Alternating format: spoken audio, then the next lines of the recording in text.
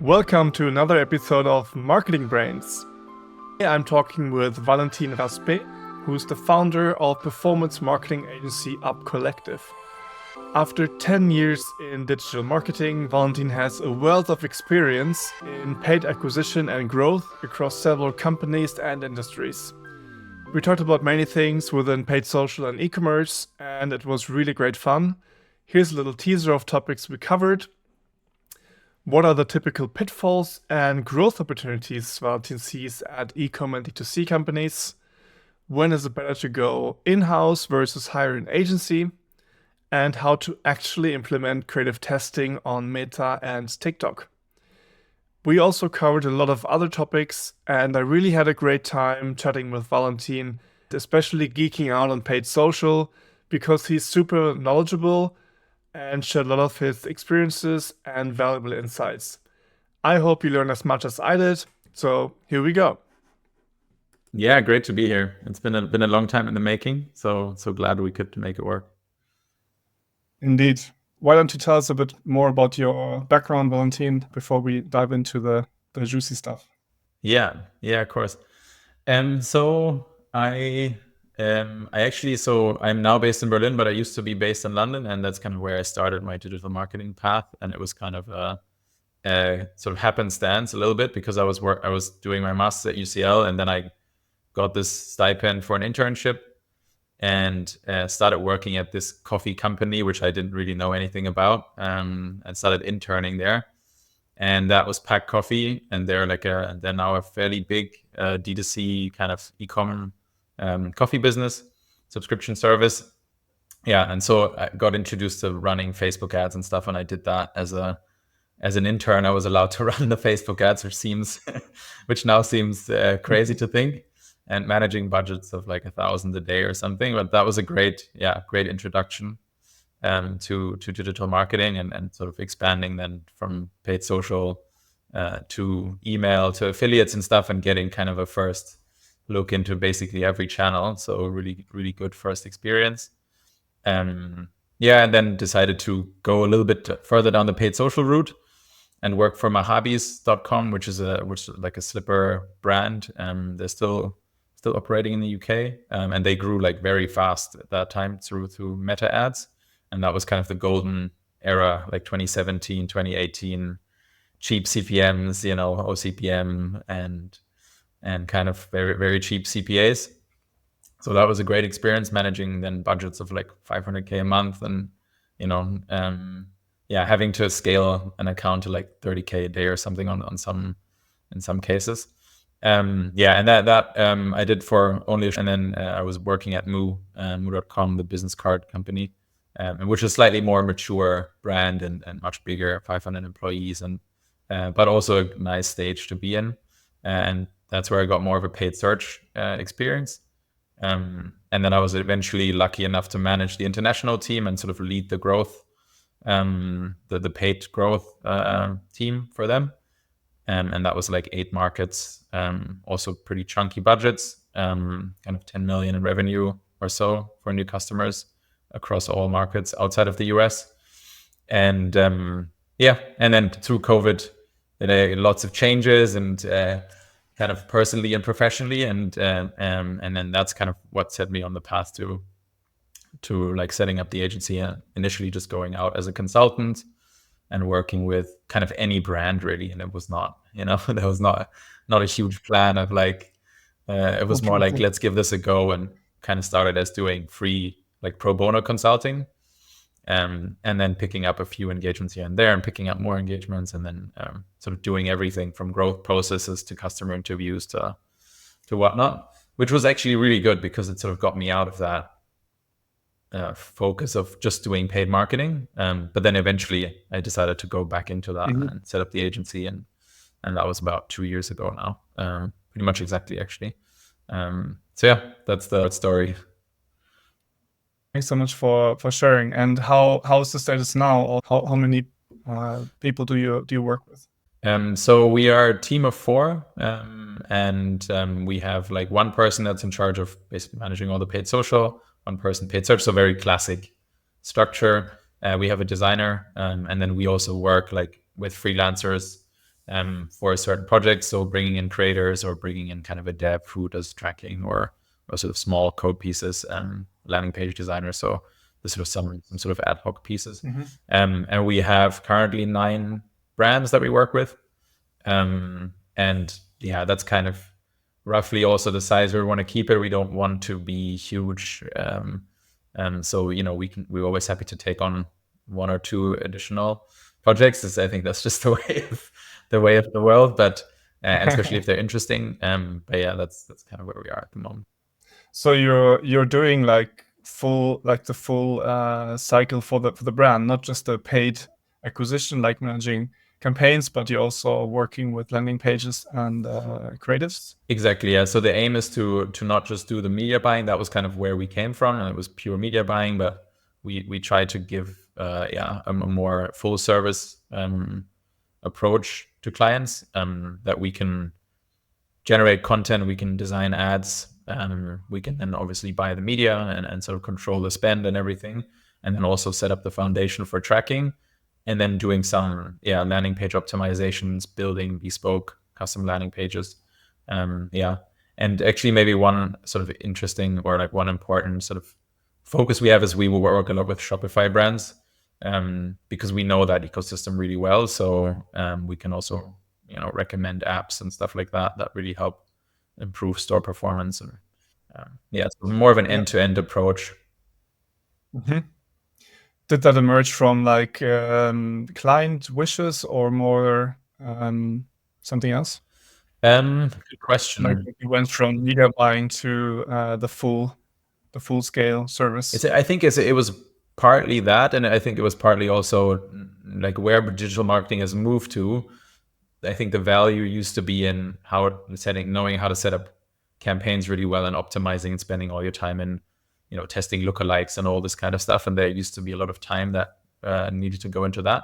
And I think the market has massively shifted in the last 2 years to valuing creative output as like the main service almost. And then the media buying sort of happens on top.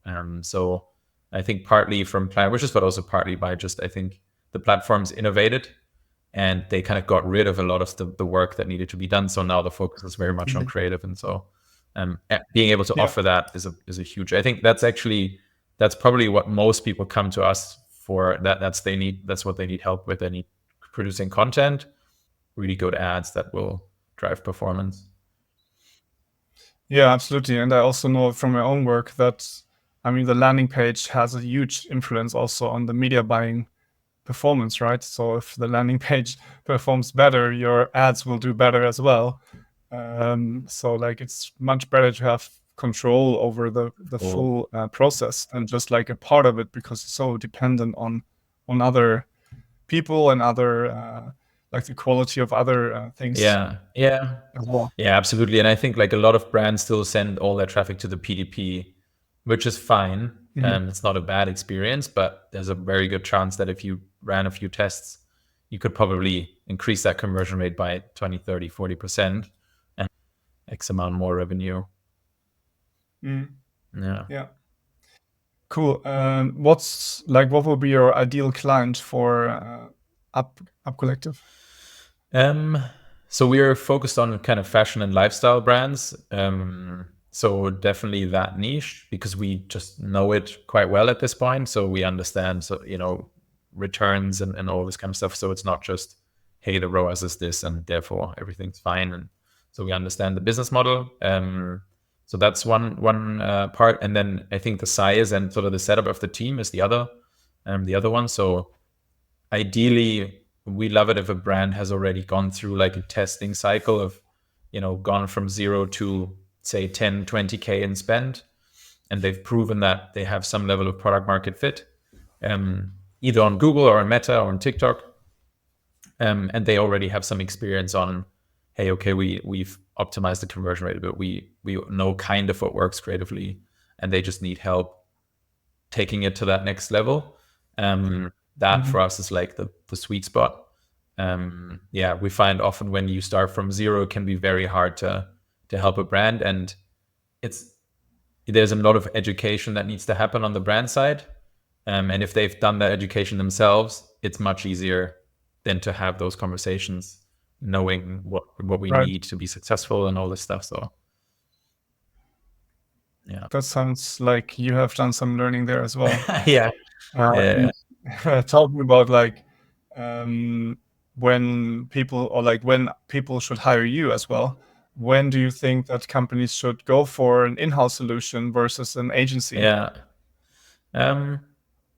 I think definitely this 0 stage is most brands go, oh well, we want to do ads, let's hire an agency, and they will start to scale our products and stuff like that. But I think actually it's very valuable for the brand to go through this iteration process, which usually can take up to 6 months to get traction, because there's so many things you need to learn in terms of creative, in terms of positioning, products, everything that you're offering, to get it to work. So I think once you've gone through that process, then you're in a really good place also to ask the partner, hey, this is what I need from you, because you've kind of understood it, especially if like the founder has been running the ads or something, which can be often the case. So yeah, I think before you're spending 10K, it probably doesn't make sense. Maybe doing some consulting or something can help, having someone that can help you cut that journey short and help you avoid some mistakes. Maybe that can be useful. Yeah. And then I think on the other end, I think you also have this other spectrum, right? Where, okay, now we have scaled it with the agency to 100K a month and the retainer is like super expensive or whatever. And so then you're like, okay, well, maybe we can invest that retainer into hiring someone in-house who just manages that process. Yeah, that's true. Though I think it's always also a challenge to then you're tied to like one person, right? So, and if you have an agency, you're potentially having wealth of experience also behind the person that's like working with you. So in terms of like staying up to date on things, you're not relying on one person or also the experience of one person, but you're kind of spreading it more out. Yeah. So I think it's not easy to decide really when you should work with an agency and when in-house. But I think absolutely like you need the right scale to be able to do it in-house, and then even perhaps with an agency, so that you do it together, so that you get the best of both worlds, kind of. Yeah. And I think actually in kind of, especially in ecom, I don't know, because the resources are so tight, from what I can see for most brands, other than, if you're talking 30 to 100 million revenue or something, that's a different conversation. But everything sort of in the smaller scale, say under 10 million or something, teams are usually pretty small. And so often you see like a head of growth or someone who leads like a head of ecom or something, who controls like the budgets and the website and sort of the experience and all that. And for that person to manage every channel in depth is like next to impossible. So I think it can be very useful for that person to then have like a few specialists that they talk to for SEO and for Google and for Meta and for, organic social or whatever. And they kind of just, I like this quarterback analogy where they are kind of the playmaker and they align all the pieces so that it makes sense. But they don't have to go in and like launch, a keyword or an ad copy variation in Google. So Right. Yeah. I mean, prioritization is definitely one thing that I also see that is like very crucial. You have all of these things that you could be doing, but what you have only such limited time. So what are you actually focusing on doing, and also knowing what to prioritize? I think that's also really, really tricky. Yeah, it's true. I think especially because it's always the temptation to, hey, we're not growing, let's open up another channel. And that's very rarely the right answer to scaling. Actually, often I think it's like doubling down and figuring out one or two. So yeah, especially when you don't have experience and like, okay, we have some traction already, it can be very difficult to pick, okay, do we go for TikTok? Do we go for SEO? Do we go for, yeah. Yeah, true. I was wondering if you could share, like, when you start to work with the new clients, what are like the first things that you do, that you look at, and also maybe typical pitfalls and low-hanging fruits that you find that maybe can like benefit someone that's listening to this? Usually I would say even in the pitch, or the kind of onboarding process, we've already done an audit of the account that usually happens as part of the sales process, if you will. So already we've looked at the accounts. We know roughly, okay, what's been done in Google, what's been done in Meta, what's been done in TikTok. And then it kind of depends on what type of, if it's a Google account, for example, things are a little bit more straightforward, I would say, because the main job is understanding the brand is one key part. So asking lots of questions when we're onboarding and understanding, okay, what's the positioning? Where do these guys want to play? And all this sort of bigger picture stuff. And then translating that into like an understanding of, okay, what's the keyword research that we need to do? And what are the hero products that we want to focus on? And then translating that into granularly like, okay, these are the keywords that we should really be targeting. And how do we match the ad copy and the feeds and ensuring that the quality of the ads that we're putting out, which on Google, a lot of it's feed based. So just ensuring like feed health and product health is a huge part.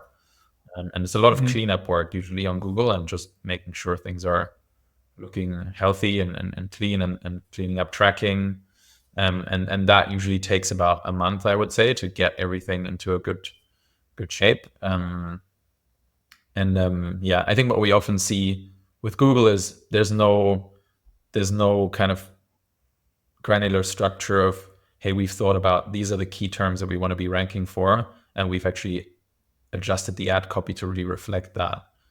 Often it's like broad match, one ad, you've got like 1 million search terms in there, and that can work. But usually you were leaving money on the table by not going a little bit more granular, sort of thinking. Right. Yeah.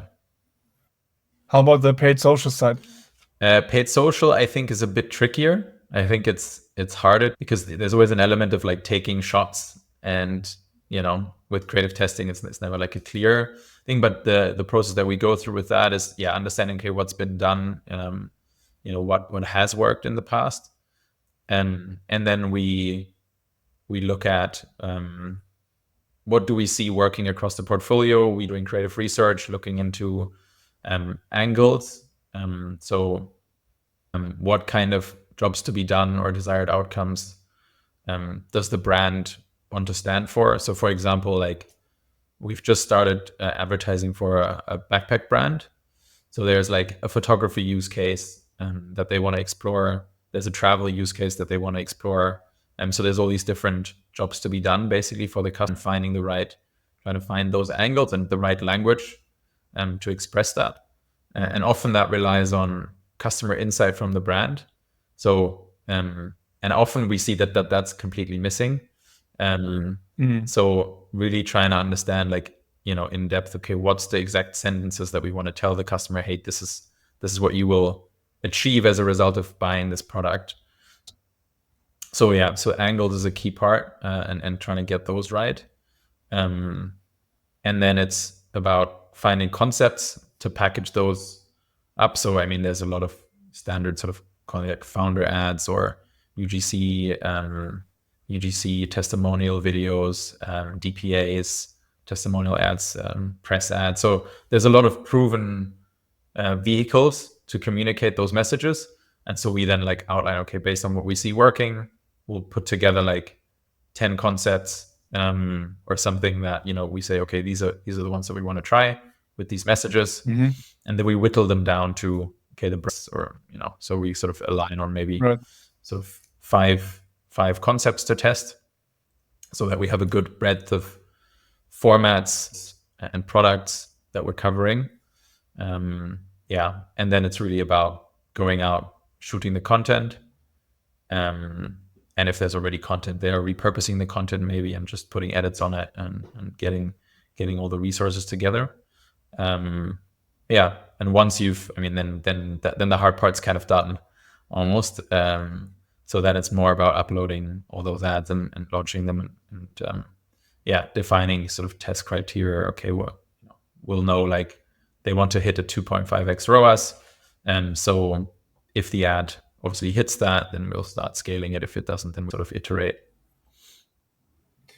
And maybe to dive more to the specifics here of the social testing, then if you have those 5 concepts go for, how do you actually, take it forward in terms of, do you have like one concept per ad set, or do you launch them all on the same and see which one Meta gives the most budget to? So in terms of testing strategy, what we like to do is to kind of give a concept multiple variations. So if we say like, okay, we've got a founder video where the founder just walks through the product, explains why it's nice, and what's the idea behind it, and all this kind of stuff. We like to do a few variations of those. Maybe that's hook variations, so testing different hooks to start the video with, so that we're sure that we're giving it a few shots, or maybe slight variations on length. So maybe a longer form ad, shorter form ad, maybe one with social proof, one without, so that we're having sort of per concept, we have a couple of variations we're testing. And then we like to put them into an ad set and just let that run, so that we're kind of isolating this concept as one. Because what often happens when you test, and this is getting quite technical, but Meta likes to pick winners very, very quickly. And so it doesn't really give certain concepts a chance. And maybe in that batch, that ad was the winner, but maybe there's other winners in there that we haven't fully explored. So we like to sort of try and, batch them up a bit, which is a bit slower, I think, as a learning process, but it may give you like a clearer or a better signal. You're not just discarding tons of creative. Yeah, it's always a balance as well between like creative output, and obviously there's a lot of effort going into that, like creating a piece of creative. But you need some sort of scale as well in order to, as you say, like hit different angles with the same kind of concept.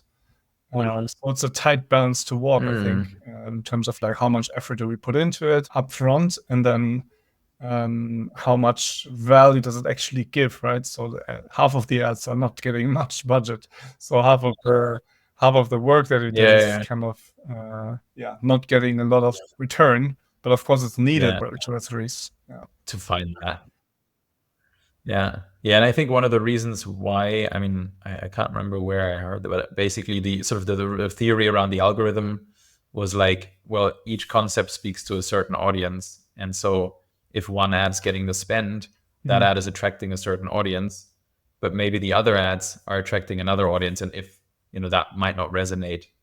So by batching them up, and if they're different enough, you will be like accessing different audience pockets and giving yourself a chance of finding different segments that can perform. Do you then still have the 5 concepts going forward later on, or do you then say have like really good results with maybe 2 or 3, and then you focus on those, make new variations, or do you also try to iterate on the 2 or 3 concepts that maybe didn't perform so well first, try with even more creative variations? Yeah, that's a good question. I mean, we tend to then pick the winners and scale spend on those, and then already start making small tweaks to how we think we can actually improve those. Or maybe we can do the same concept with a different product, or there's lots of like quick wins, I think, off the back of like a winning ad concept. And then with the ones that didn't work, it's kind of going back and thinking like, okay, well, was this an execution problem, or is the angle maybe wrong actually? And if we think the angle is still good, then it's like, okay, let's try and word this a bit differently, and really, and to be honest, I think we can probably do still a bit better at that, and because the tendency is always to focus on the winner. But I think there's still lots of like value buried in these ad concepts, because often it just needs like a change in wording, or a slight change in execution or look and feel for that concept to become a winner. So not sort of discarding it and just keep iterating at it.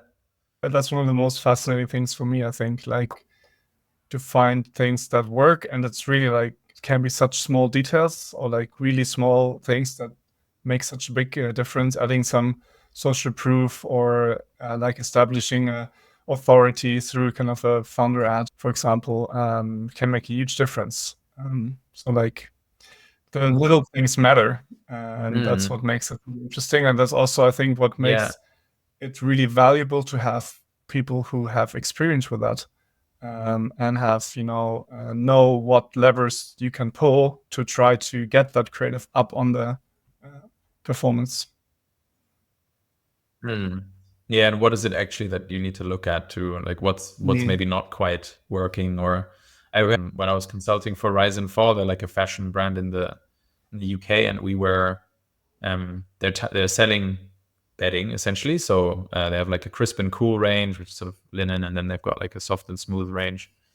And the interesting thing that came out of customer interviews is that it was a lot of women in their 50s who were going through menopause that really liked the crisp and cool because it was regulating temperature. And so then they started talking all about temperature regulation in their ads, and how it's like keeping you cool and stuff, but it wasn't really working, that concept. And we're like, well, we know this is a problem. And then they started talking about night sweats and how it gets rid of like a much stronger language and a lot less feature focused, and really more about, what's the customer pain. And that then took that concept from kind of barely making a 1 ROAS to like a 2 or 3x. And it's really this subtle change in language that delivered that. Yeah, that's like based on trial and error experimenting, but also on research and insights. And oftentimes you also mentioned that in the beginning, that's really lacking often, like the really deep insight, because it is lots of work to do customer research and interviews and find out what's. Yeah. But do you fully rely on the clients for that, or also do it yourself to some extent? Yeah, we don't do it, unfortunately. We haven't really been able to put together a service for that yet. Maybe we do it at some point. I think operationally it's a bit sort of complex, and it requires a lot of time. But yeah, it's super valuable. I think that one of the problems is that selling it as a service is very difficult, because people are very happy to commit to ad spend. And even getting creative production budget and then also getting customer research, that's much more difficult, which is understandable, because it's not, there's no clear commercial KPI that's linked to. So yeah, at the moment we don't do it. We kind of rely on the client. We do there's some like nice workarounds where you can get like tidbits of information, like for example, review mining and looking at competitor reviews or your own brand reviews. That can give you a really good, especially on like understanding the angles that you can approach it with. And then post-purchase surveys is another one of my favorite small like tactics where you can get these little insights. Yeah, we usually tend to think that we know. So like, why would we invest into a deep research of like finding out things that we already know, more or less, at least, right? And that's often true as well. Yeah. But like, as we discussed, it's more in the details that you uncover really like the gold mines. But yeah, that's really good points that you can get a lot of insights from post-purchase surveys and from reviews as well, and also the comments on the ads as well, right? On the competitor ads. Yeah, that's true. Well. It's really a lot that you can do there. Cool. I want to switch gears a bit and like talk about more in general. What are the biggest mistakes and missed opportunities that you see e-commerce brands make today or in the recent years? Yeah, it's a good segue actually, because I would actually say it's customer interviews not being done is probably one of the biggest things that you could do easily to really drive a lot of value in the next sort of like 2 to 3 months or something. And it's quite an easy thing actually to set up if you are, especially if you're like a founder-led brand, and that can be quite quick. You just set up a Klaviyo flow saying like, hey, I'm so-and-so, I'm the founder of the company.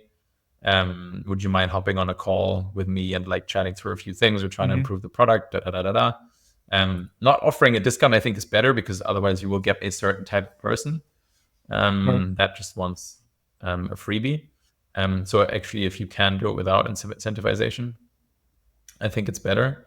And then, just transcribing those and having like a good structure for it. And that can just be like an hour a week 2 hours a week, and that can be a real eye opener in terms of what are people actually thinking about, what's the context in which they're operating, what's all this emotion that goes into it. It's really crazy when you realize all the kind of fears and sort of wanting to make someone proud, or all these kind of things that influence a decision. It's not just rational, oh yeah, it's too expensive or not. There's really a lot of emotional work people are going through to be able to get themselves to make this purchase. And I think that can be a real eye opener. It's actually, I feel like most communication focuses more on the rational side still, but what's actually driving the show most often is the emotional underlying, at least, and then it gets rationalized.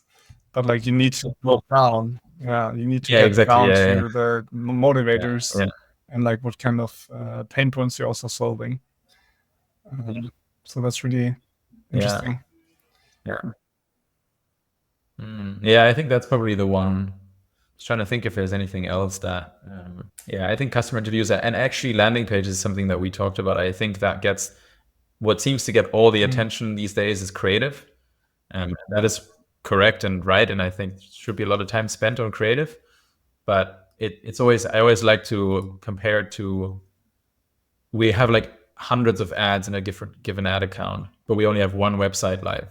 So why is that? Like, does that make sense? Shouldn't there be also 100 variations of the website running? And trying to give personalized experience to all those people coming from those ads. That's probably quite hard to execute, but I think can be like order of magnitude performance improvement. And how do you that's exactly what I was thinking about now, that it gets quite messy as well to some extent, right? To manage all those landing pages and to create them first. What's your process and how do you manage that complexity and also the work of creating them? Yeah. So I mean, 100 is a lot, but I would say like, even for a certain type of angle, so you can probably bucket them and say, okay, well, all these people that are buying this product for these reasons, maybe you send them down a path and you design landing pages for that. Having these different funnels, maybe also for different geos. So starting with the biggest sort of differentiating factors, which is probably product, concept, and maybe geography. And then you don't end up with a ton, but you end up with a few variations. And then I guess you need landing page builders. So for Shopify, there's some really good tools that can help you do that, like Shogun or Gem Pages, or Eves themselves has gotten quite good since the updates of Shopify 2.0. So there's options to sort of build, you could build 10 landing pages relatively quickly using those tools. Some of them have A/B testing functionality, so that's possible to use. Or you use a tool like, for example, Shoplift AI, which is like a Shopify replacement for Google Optimized. So we used to use Google Optimized for a lot of this stuff.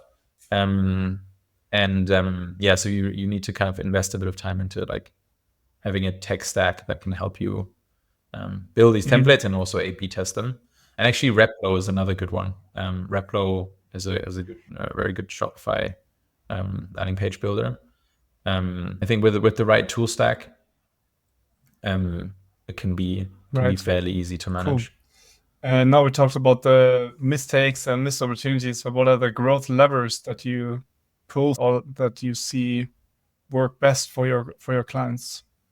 I would say, I mean, creative. We talked about it already. I think creative is still probably the biggest lever in performance. So having a strong creative strategy is really one of the keys to scaling, and having this, I think, a strong creative variation. So ideally, you have like very different looks and feels that speak to different people. So let's say like a lifestyle, shoot imagery and content, creator content that's more UGC, influencer content that's maybe a bit more aspirational, and sort of bridges that gap a little bit between the brand and sort of the creator content. dynamic ads. So really having all of these, ticking all the boxes, static ads still relevant, and just fulfilling as much of a breadth as possible to give the algorithm enough fodder to find audiences and to reach new people. So I think that's sort of one of the biggest prerequisites.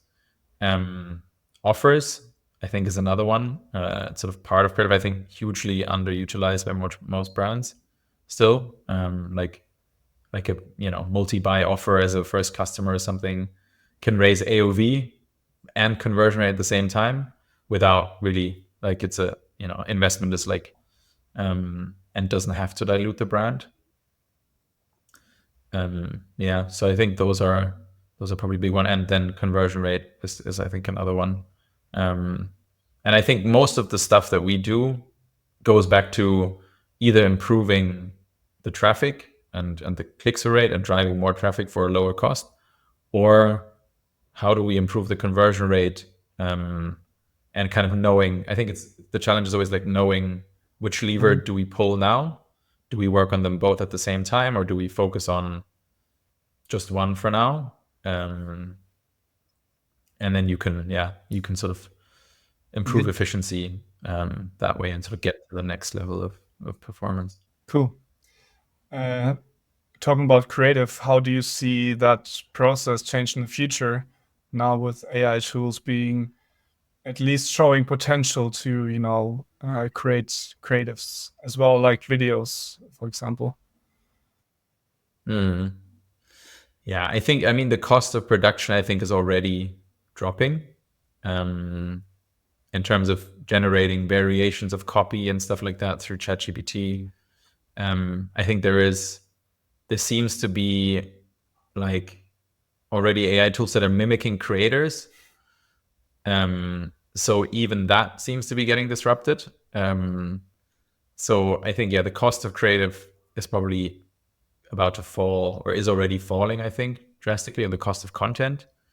So I think that is, that's a big one. I think design time also is getting cut radically, because all of these, I mean, you were sort of mentioning the editing tool. You can basically automatically edit, and you and me can go in and edit ads, basically with no experience. So I think a lot of this, I guess almost the boring parts of that are sort of being automated out, which is, I think, is a good thing. And so there's more time being freed up on ideas and generating more volume of content. But I think there's also, authenticity. To me, it feels like I think people are still going to be able to tell whether something is AI generated or not. Like, authentic experiences are always going to be valuable. So I don't think that all creative is going to be automated and like nobody's going to tell human stories anymore. That just doesn't feel like it's about to happen. True. Yeah, and also the ideation part, that also feels like AI can enhance that for sure, but replace it's a bit far. But I mean, that's not the way that I see it happening anywhere. That is going to be replacement of everything, but like people that can use AI to really enhance their job and like you said, automate certain tasks will be much more productive. And being creative, and some of the sort of more menial and repetitive tasks, I think they're all going to be automated out, and maybe we see some completely, I mean, we're already seeing some completely AI generated content that probably can perform as well. So it's sort of combining the worlds, I guess. So how do you see the role of the performance marketer and perhaps also the general digital market change in the next 2 to 5 years? Very good question. I would say, I mean, I think it's definitely less, it's already like optimization is less and less important, sort of manual changing budgets and stuff. I think it's going to go more to the route of, we give the platforms the inputs. This is our ROAS target. This is our budget. This is what we want to achieve. And we deliver the creatives, and we deliver, basically what are the inputs that are required to make the platform work. And I think more and more of the actual, mechanics and stuff are being automated. Yeah. So then the question is like, what do we spend our time on in that the time that we sort of saved? And I think it kind of goes back to the question you asked before. I think a lot of it's going to be about creative ideation, and coming up with novel ways of communicating things, and also focusing on the website and automating things, or improving the conversion rate of the site, so that whatever you're putting into the platform is designed to maximize the returns that you're getting from the algorithm. Yeah, and also understand. I mean, now what AI tools seem to be already getting better at is like analyzing. This has happened, but like kind of okay, this has happened, but what's the next step? What do we do with that? I don't see that happening yet. I could imagine that they get there eventually as well. So it's going to be very like gradual process, and it's really hard, I think, to say the real timeline for that when it's like good enough that you can fully trust it, right? I think at first it's going to be probably you get the input from the AI and then you make sense of it. You're like, okay, these two things are not correct, but these two things might actually be correct. So like you don't need to do the research yourself anymore, or like not as much at least, digging into the data. But like you get kind of input from the AI and then you process that with your experience and you take it forward. Basically, I think that's what's really gonna also change how we work. Yeah, it's true. It's almost becoming an editor of the AI and being like, okay, this is true, this is maybe not true. And so moving it sort of in the direction that we think is correct. I want to move more to like personal topics for you. So first is how do you stay on top of things? Now we talked about AI. That's one topic, of course, but then also the general e-commerce and marketing. It's very fast evolving. So I personally find it challenging to stay on top of trends and know everything. That's almost impossible. So I'm always curious how other people solve that. Yeah, it's a good question. I mean, LinkedIn is definitely, I mean, that's where we sort of got connected, and that's definitely a point where I probably get a little bit too much information, or check it slightly too often, beyond staying up to date. But that's definitely one of the places where I follow a few people that and interact and comment and stuff like that, where you definitely do see kind of where the industry is headed. So that definitely helps. I would say also, I think writing LinkedIn content has also helped me actually try to stay up to date with, okay, I'm not just having this thought, but I'm actually really thinking it through, and then I might discard the post because I've actually realized that maybe it's not worth talking about, or I'm developing it further and I'm seeing actually there's a thread that, that something is sort of valuable to think about. I think that's sort of the active consumption side of that. And then the other part is WhatsApp groups. So I'm actually only part of one WhatsApp group that like it's a growth community of a friend who I know from like Meta events back in London, and he's just put together this group, and that's been very interesting because people are just asking questions, and so then the group kind of tries to solve it. And that's been a really, really good value add because you have peers that can just very quickly give you a shortcut to something that you might be solving. I'd say those two.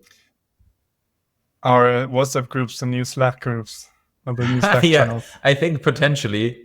I was actually quite hesitant to join that because I was like, I don't know if I want more digital marketing chat in my life. But it's been a huge value add, so I'm glad I did. But I think there is that separation of private life and work life that does, I think, start to blur. Yeah, that was exactly what I was thinking. Like WhatsApp does feel very, like private time sort of. So it's getting harder, but I think that's the world that we're moving into as well. It is getting harder to like separate the two fully, especially if you're working with a paid social as well. I mean, if you open Instagram or TikTok, all I'm seeing is also like oh, they have done that content hook or whatever. Yeah, So it's yeah. always work. Yeah, it's as much as like consuming your own content as well as just checking ads. Yeah. Yeah. Yeah, you can always trick yourself into thinking that you're checking in for for work purposes. Exactly, but there needs to be a balance for Yeah. sure.